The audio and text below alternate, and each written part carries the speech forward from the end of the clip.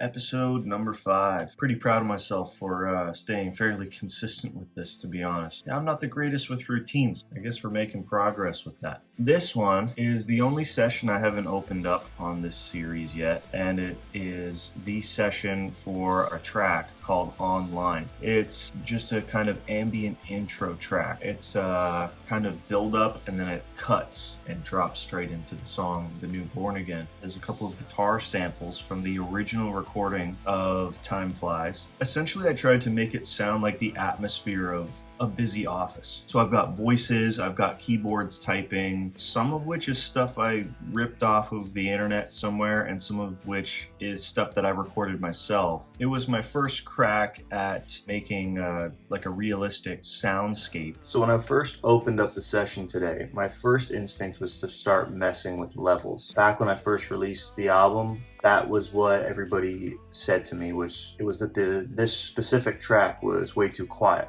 They were all quiet, but this one was really quiet. I already kind of brought up the volume levels and adjusted them. These were way down. They were down at like -10 or something like that. I'm going to bring up the volumes of these tracks using compression. Very slightly compress the wave file and then bring up the volume from there. I like to use 2 compressors, one fast, one slow. Now, I don't think I'm the guy just yet to be actually teaching you about this stuff and how it works. So I figured just watching me kind of do it is enough to get the ball rolling for you as well. And it's on my slow compressor that I actually like to do the compensation. And because I kind of set the compressor to around -3, I'm going to make up that -3 dB here. So now I'm just going to do the same thing for the left guitar track. The final thing I did for these guitar tracks, I mixed down the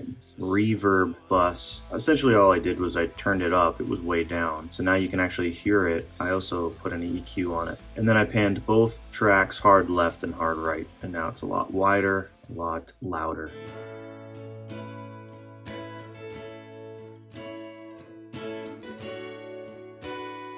Alright, I guess we're just gonna move down the tracks here one at a time and just kind of fade them in and EQ them as we go. These sounds can actually be heard in the song Overtime. That was kind of the idea behind this track. I wanted to borrow sounds from the other 4 songs on the album and have them layered in this intro. Last time I checked though, these were a little loud for this track, but now that everything's louder, maybe not so much now.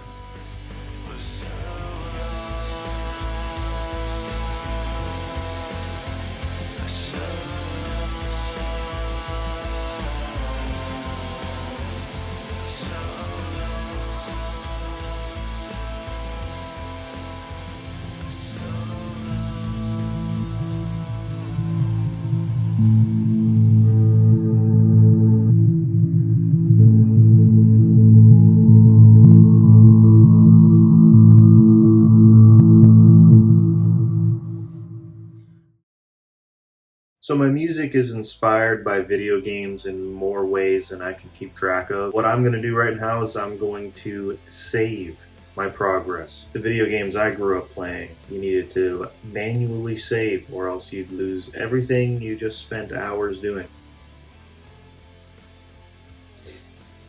The next thing is office ambience. So this has got voices, keyboards, mouse clicks, all sorts of stuff like that. And we're just going to be getting levels and adding compression to that, making everything sit right, a little bit of EQ maybe. Then we'll listen back to the new mix and then see what else it might need. But one thing I might actually do is in the build-up add like electric guitar. That would be kind of cool. Since the whole album has more electric guitar in it, it'd be cool to add that into this intro as well. So that might be what we finish up with today. All right, so I've gone over all of the office ambience, and I just did much of the same. Just essentially just upping the quality of everything. Some of the tracks were in mono, which means you could only hear it on one side, but I changed that to stereo so you could hear a mixture of both left and right, even if it's panned mostly to the left. That creates a lot better space. This track is in A major, but as it comes towards the end and it starts to get darker and more menacing, like when the guitar comes in, it'll just be like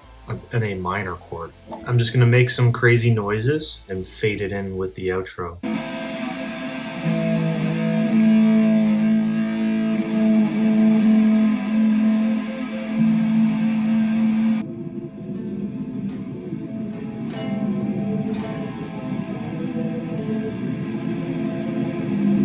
That actually sounds a lot cooler than I thought it was going to sound, which in my experience is often the case when you're being experimental. The first idea of something you think would sound cool, try it out, you know what I mean? Like it's very often that it works and sounds pretty cool. Let's quickly try miking up the live rig.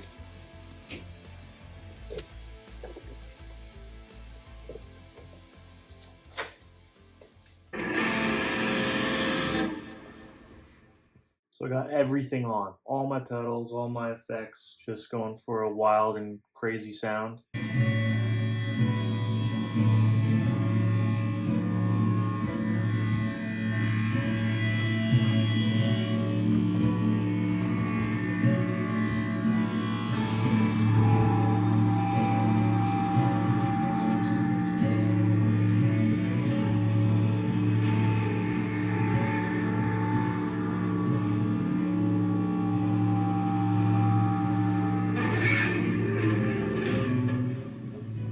That's plenty.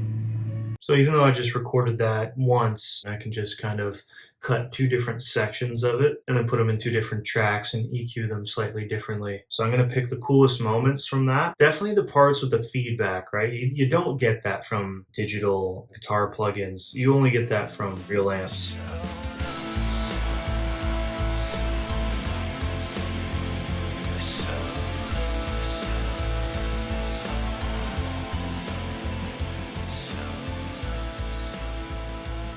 I don't want to dive too deep into the mixing of all this tonight, so I'm just going to turn the volume down on the guitars to kind of match everything else, because it is quiet compared to the guitars, which makes me think all that stuff I did earlier with the volumes, they could probably still come up. Yeah, I'm just going to turn down the guitars for now, show you what it sounds like, and then call it a night.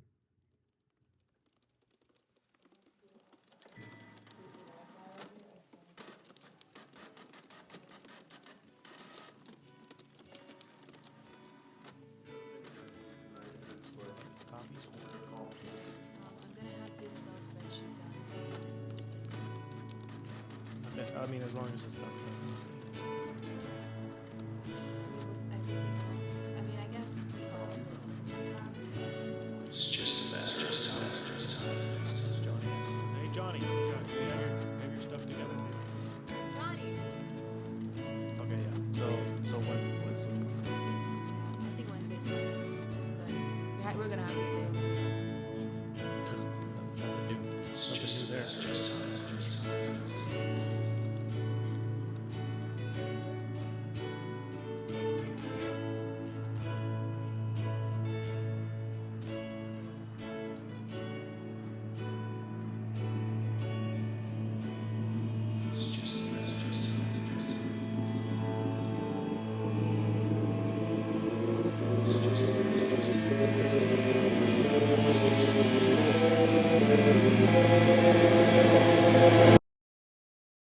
So that's it for episode 5. Hopefully you got something out of that. It was more tinkering than anything, as somebody trying to make creative, ambient, and even cinematic music. It could be useful to know that sometimes it's pretty easy to pull that off and that you should just kind of go for it. As always, thank you for watching, and I'll see you in the next one. Peace.